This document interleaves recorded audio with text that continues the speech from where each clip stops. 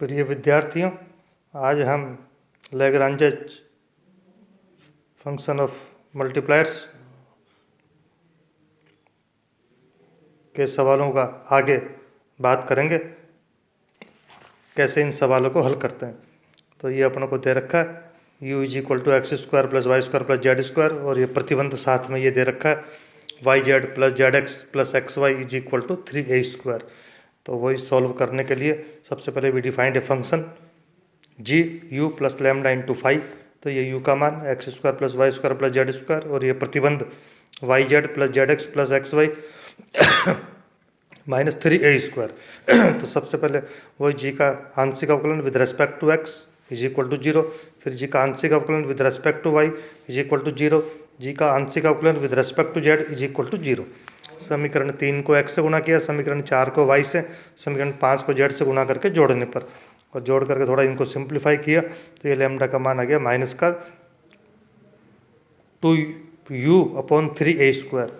और समीकरण 3, 4, 5 को डायरेक्ट जोड़ दिया तो इससे लैम्डा का मान आ गया -1, दोनों बराबर कर दिए तो यहाँ से u का मान आ गया 3a स्क्वायर।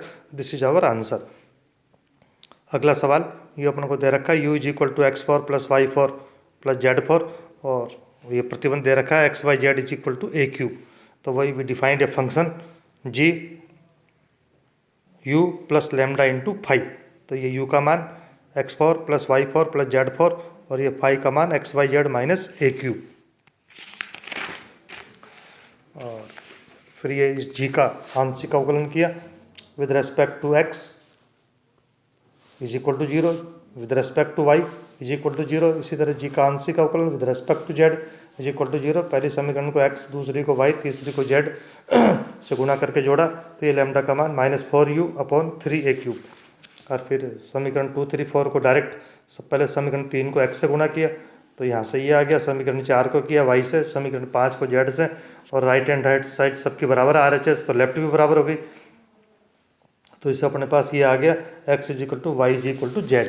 और फिर ये मान अपन ने इस समीकरण में रखा समीकरण 3 में, तो इसको सिंप्लीफाई किया तो x का मान आ गया -λ/4, और y का मान -λ/4, z का मान -λ/4। तो ये सारे मान u के इसमें रख दिए x, y, z के मान, और यही u का मान आ गया -3λ/256, और ये लैम्डा का मान रख दिया यहाँ पर, और इसको थोड़ा सिंप्लीफाई किया तो ये यहाँ से u का मान आ गया 3a4। This is our answer.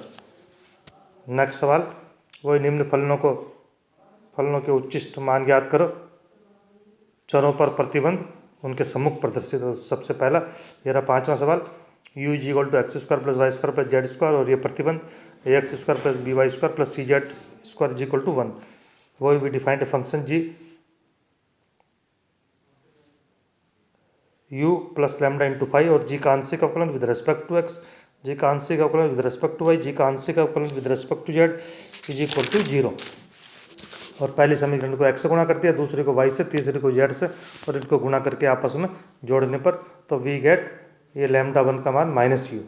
यहाँ पर दो प्रतिबंध है λ1 और λ2, तो इसलिए यहाँ पर ये x का मान आ गया -λ2 समीकरण 3 से, λ2l/2 प्लस 2a λ1, और इसी प्रकार समीकरण 4 से y का मान, समीकरण 5 से z का मान, और ये मान समीकरण 2 में रखने पर इनको 2 में रख दिया, और 2 में रख करके इसको सिंप्लीफाई किया तो ये आंसर आया final l² / -au plus m² / -bu plus n² / -cu is equal to 0। और सवाल नंबर 6 ये u is equal to x⁴m plus y⁴n plus z⁴p, और ये प्रतिबंध दे रखा है x plus Y plus z is equal to a। वही we defined a function g is equal to u plus lambda into 5। ये lambda का मान, ये u का मान x⁴m y⁴n z⁴p plus lambda into 5, ये प्रतिबंध x plus Y plus Z minus a। वही जी का आंशिक अवकलन with respect to x is equal to 0, G का आंशिक अवकलन with respect to y is equal to 0, G का आंशिक अवकलन with respect to z is equal to 0। और समीकरण 3 को x से गुणा, 4 को y से, 5 को z से गुणा करके जोड़ने पर ये लैम्डा का मान m plus n plus p u/a। फिर समीकरण 3 से x से गुणा करके ये आए, इसको सिंप्लीफाई करने पर इसी प्रकार समीकरण 4 को y से गुणा करने पर ही आया, समीकरण 5 को z से गुणा करने पर ही आया, और इनके तीनों की लेफ्ट बराबर है तो राइट भी बराबर होगी। और राइट बराबर होने से ये समीकरण ऊपर इसको थोड़ा सिंप्लीफाई करने पर x/l plus y/m plus z/n, तो ऊपर का ऊपर जोड़ दिया, नीचे का नीचे जोड़ दिया, ऊपर a और नीचे ht। तो यहाँ से फिर ये u का मान, पहले तो xyz के मान निकाले और xyz के मान यहाँ रख दिए, ये x का मान, ये y का मान, ये z का मान, और लास्ट में final answer u is equal to a की power m plus n plus p, m की पावर m, n की पावर n, p की पावर p, और नीचे m plus n plus p की power m plus n plus p। This is our answer. इसी प्रकार next सवाल, ये u is equal to 5xyz upon x plus 2y plus 2z, और ये प्रतिबंध अपनों को दे रखा है xyz इज इक्वल टू 8। वही we defined a function g is equal to u plus lambda into 5, ये u का मान रख दिया, ये लैम्डा इंटू 5 ये प्रतिबंध।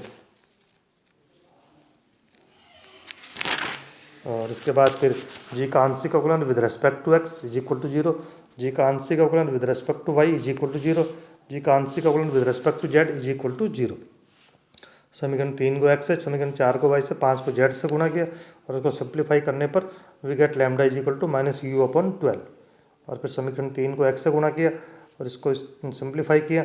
इसी प्रकार समीकरण 4 को y से, समीकरण 5 को z से, तो ये राइट हैंड साइड सबकी बराबर, तो लेफ्ट भी बराबर होगी, और इनको बराबर कर दिया। इससे ये फर्स्ट दो को लेंगे तो ये समीकरण आ गया, लास्ट दो को लेंगे तो ये समीकरण आ गया, और इनको हल करने पर ये x y z के मान आ जाएंगे। x का मान 4, y का मान 2 और z का मान 1, और ये x y z के मान u में रख दिए, तो we get u is equal to 10/3। This is our answer.